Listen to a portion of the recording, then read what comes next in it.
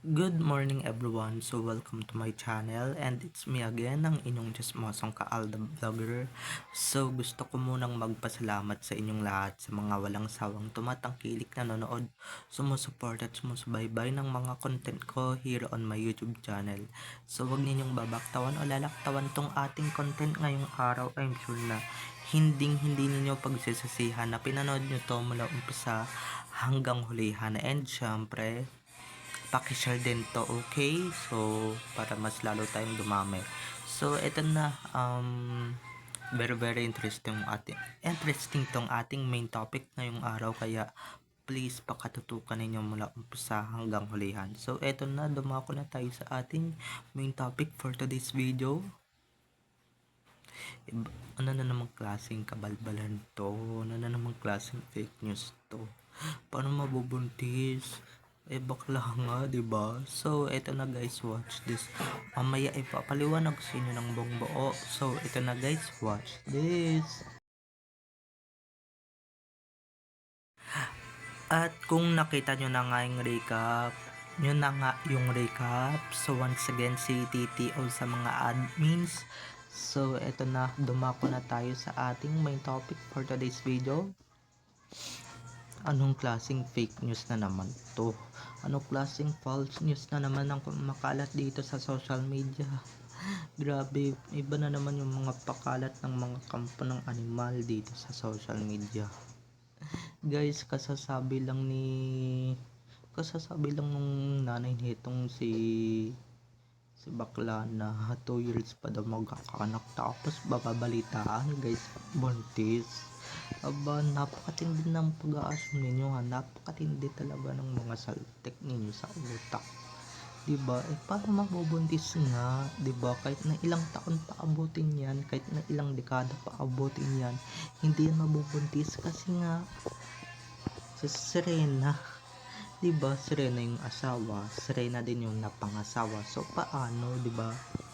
Baka talagang totoong buntis si Mail, kaso 'di ba wala nang ibang iba kundi si Allen lang, 'di ba?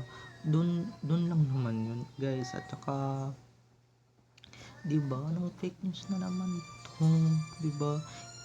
'Di ba nagpapaganyan kayo, nagpapa-controversial kayo para lang sa ganun, 'di ba daw yun kayo ng subscribers, daw yun kayo ng followers sa Facebook. Naku, 'di ba napaka-imposible pa sa imposible guys na magbuntis ang Becky or makabuntis yung bakla, 'di ba? Although yung iba diyan, 'di ba? Kaso yung case na itong mga to, ay nako, dalawang bakla mag-aanuhan, 'di ba? Yung yung pinakasalan mabubuntis talaga ba? 'Di ba iba din takbo na itong mga to, no? Iba din takbo ng mga utak nito. Talagang bilib ako sa mga fake news na ginagawa nila. Siyempre yung iba naman dito, yung iba dun sa Facebook, mga uto-uto, nag-congratulations din na. Nag-congratulations, aba, di ko na lang talaga maintindihan ano yung kino-congratulate nila. 'Di ba? Ang dali nilang magpauto sa mga ganyang news. Hindi mo na sila mag-fact checking. At guys, 'di ba, paulit-ulit ko nang sasabihin, bakla yan. Science na lang talaga kung magbubuntis yan.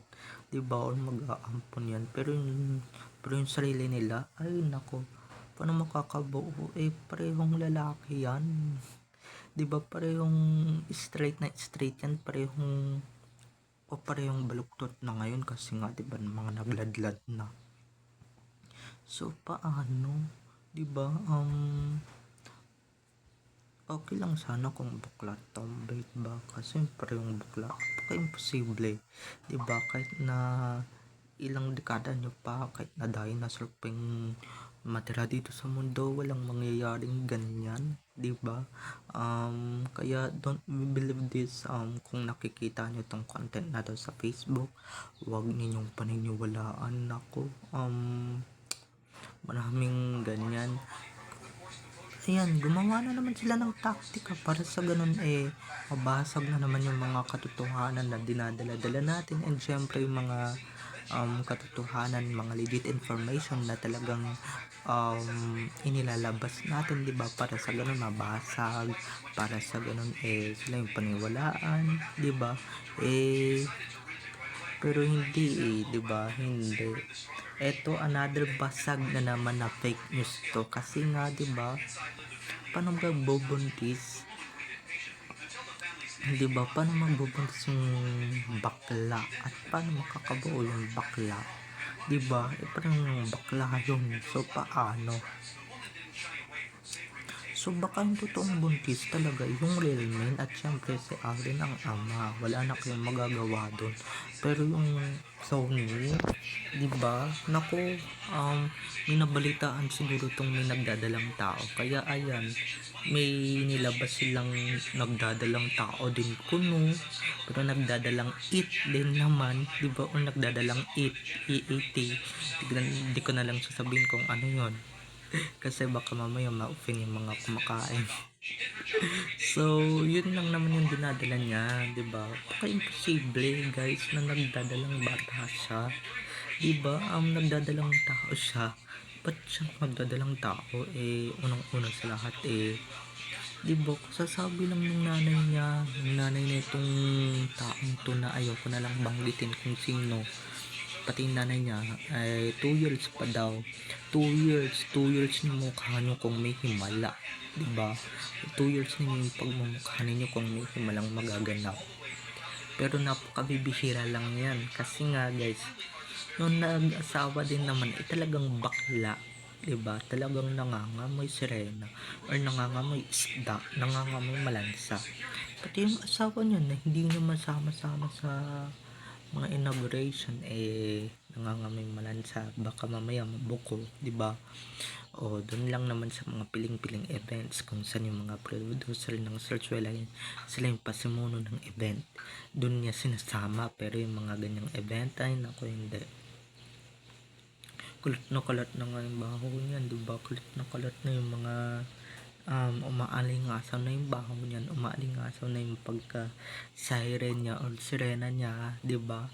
Umaalingasaw na. So pa, 'di ba? Tapos may pinapakalat kayo nakabuo o makakabuo, nakabuntis, 'di ba? Paano nangyari, 'di ba? Alam ko yung mga Becky dyan, mga bakla dyan na hindi ko naman nila lahat, 'di ba? Although kung may kakayahan ka talaga, 'di ba? Na kung may pera ka, 'di ba? Pwede ka mag-adapt or whatsoever technology. Pero yan, mga ganyang klaseng tao, yak, 'di ba? Maghintay kayo ng 36 years bago kayo mag-assume na magkakaanak kayo, bago kayo maka-assume na makakabuo kayo, 'di ba? Another news na naman na talagang nakakatawa at talagang nakakaloka talaga yung ibang mga fans dito, mga desperada na, 'di ba? Paano kasi hindi na kinagat yung mga pa-false news nila, agad-agad silang nawala, tapos biglang-bigla talagang susulpot sila.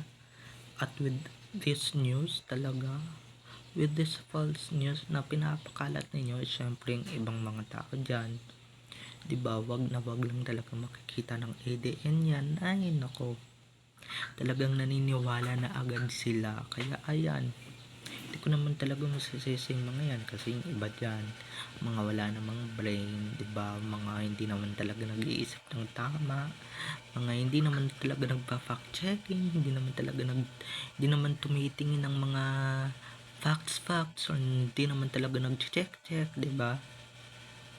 Kaya kung ako sa inyo, bago kayo magbasa-basa ng mga news, siguraduhin nyo na munang fake or legit yung ina-update, 'di ba? Lalo na sa Facebook, maraming mga ganyan.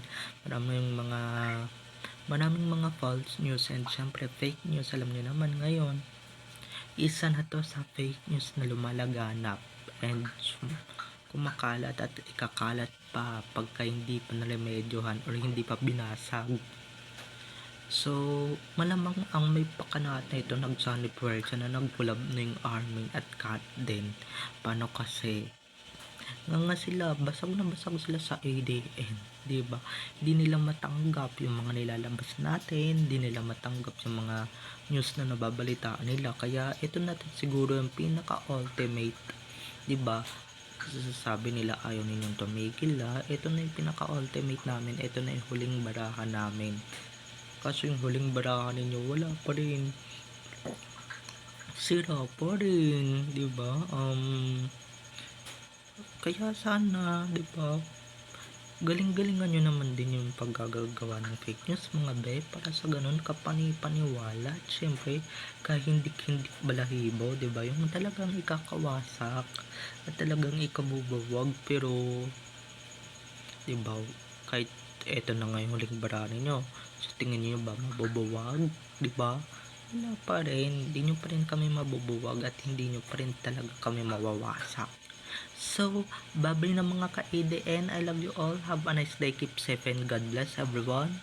And don't forget to subscribe to my YouTube channel. And syempre, don't forget to click the notification bell below para ma-notified kayo sa mga susunod ko pang i-upload ng mga videos tungkol kina Main at Alden, and syempre tungkol sa kanilang mga buhay-buhay inside or outside man yan sa showbiz. And guys, pakishare to, okay? Bye-bye na mga ka-ADN. I love you all. Have a nice day. Keep safe and God bless everyone. Bye-bye. And don't forget to follow me on my Facebook account. Bye-bye.